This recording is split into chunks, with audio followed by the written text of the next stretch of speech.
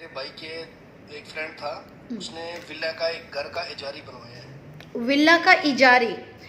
जितने भी लोग लाइव में हैं गौर से सुनो भाई का प्रॉब्लम, हाँ, ताकि आप लोग भी थोड़ा सब ये करो।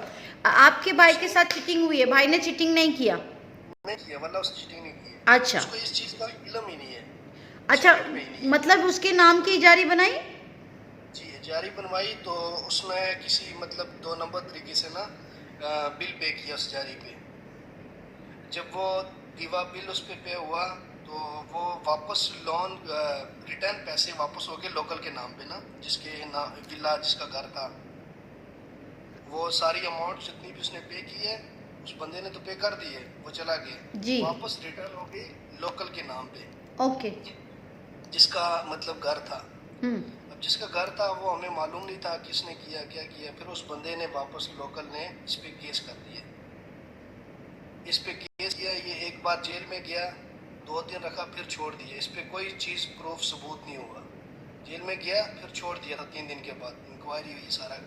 उसके बाद फिर ये खुद जाके जेल में गया, इसने मुल्क जाना था, इसने कहा कि मेरा वीज़ा ख़त्म हो रहा है। ये खुद जेल में गया, उधर जाके बोला कि मेरे साथ ये हुआ, मैंने ऐसा काम कोई नहीं किया, अब बताओ मैं क्या करूं। फिर उन्होंने वापस उसको जेल में डाल दिया, 6 मंथ जेल में रहा। 6 मंथ के बाद उसको डिपोर्ट कर दिया। उसको ये नहीं मालूम था कि उसके ऊपर हुक्म क्या आया है? हुक्म ये आया था मैम कि 1 महीना जेल था, और उस हुक्म में लिखा हुआ था 1 महीना जेल और बाइज्जत बरी, इसको रिहा किया जाए। तो उसके ये नियाबा का केस है तो मेरी बात, अच्छा उसके बाद आपको इस्तेनाफ नहीं मालूम था कि अपील होती है? नहीं ना, मैं इधर नहीं था, मैं था। मैं ओके, उसको 1 महीना जो जेल आई थी ना, मैं अभी आपको बताती हूँ।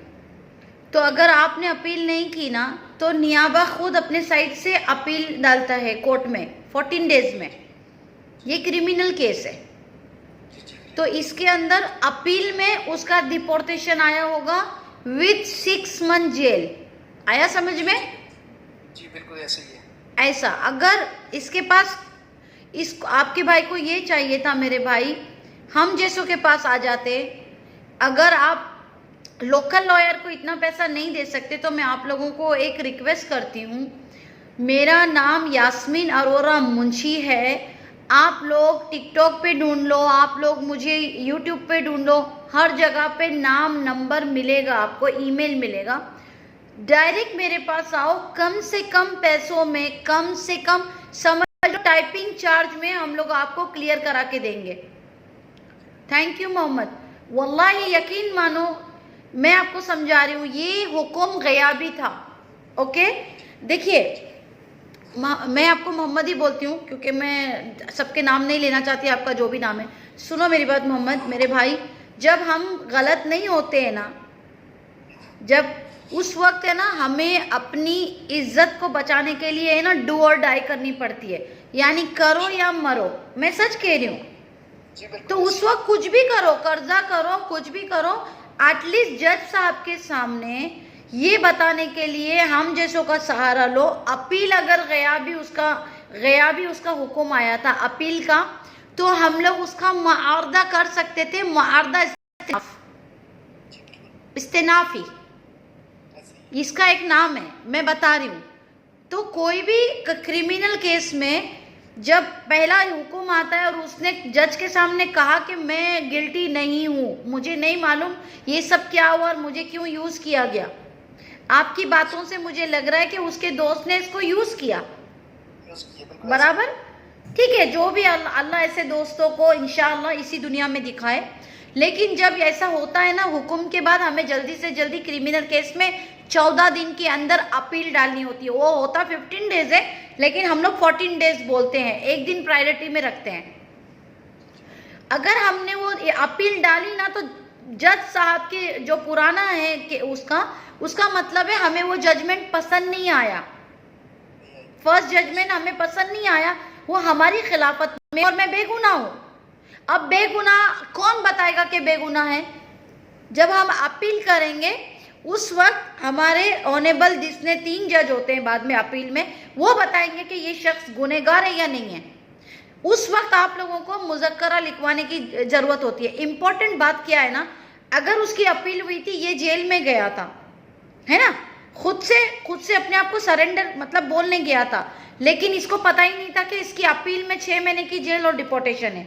इसका मतलब ये मुआरदा कर सकता था, मुआरदा, क्योंकि हुक्म गया भी निकला था इसका, इसके एब्सेंस में अपील का हुक्म आया था, तो इसको एक और चांस था इधर यूएई में जो कानून है मैं आपको बता रही हूँ। अभी क्या करेंगे हम लोग, इसके सारे पेपर लेकर आओ। उस वक्त अगर आप 2-3 हज़ार खर्चा कर लेते तो आज ये मैटर नहीं आता। ये सबके लिए लेसन है।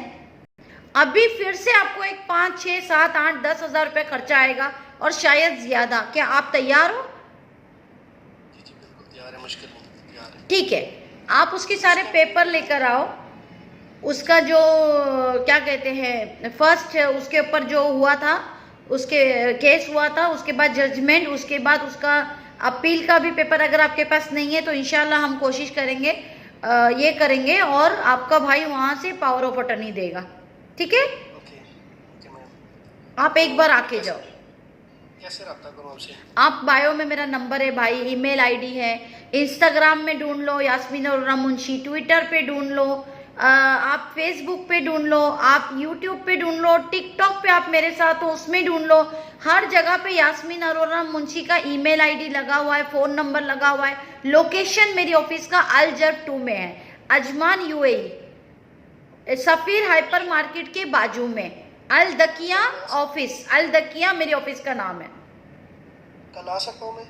आप कल थर्सडे है, कल नहीं हूँ मैं, कल मैं बाहर हूँ। अभी मैं 5, साढ़े 5 बजे तक बैठी हूँ ऑफिस में। शायद अगर आप आ सकते हो तो आ जाओ, शायद 6 बजे तक भी बैठी हूँ। ओके चलो मैं ट्राई करता हूँ। नहीं तो फ्राइडे के दिन आओ इंशाअल्लाह, जी इंशाअल्लाह, नमाज के बाद। ओके थैंक यू, बहुत शुक्रिया। ओके मेरे भाई, अल्लाह खुश रखे आपको।